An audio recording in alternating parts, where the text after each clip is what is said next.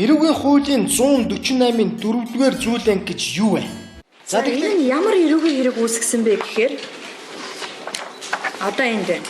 Эрүүгийн хуулийн 148 дугаар зүйлийн 148-ын 4-р зүйл гэж би та нарт энийг уншаад өгч.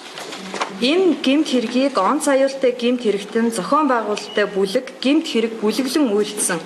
Түүнчлэн энэ хэргийн улмаас онцлог хэмжээний хохирол учирсан бол эд хөрөнгийг нь хурааж 10-аас дээш 15 жил хүртэл хугацаагаар хорих ял шийтгэнэ гэсэн. Ийм зүйл ангийг өчигдөр надаас сонсоглоо.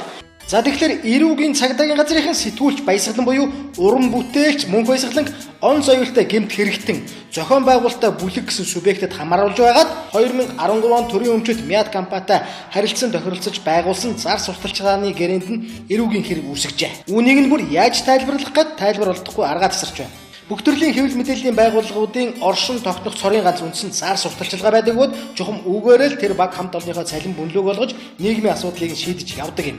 Хэрвээ энэ асуудлаар эрүүгийн хэрэг үүсгэж байгаа юм бол Монголын бүх хэвлэл мэдээллийн хэрэгслүүд 148-ын 4 зааснаар ялагдах ёстой юм. Тэрч бүхэл Монгол Улсын засгийн газар ч гэсэн мөнгө төлж баймааж нь өөрсдийнхөө мэдээллийг түгээдэг.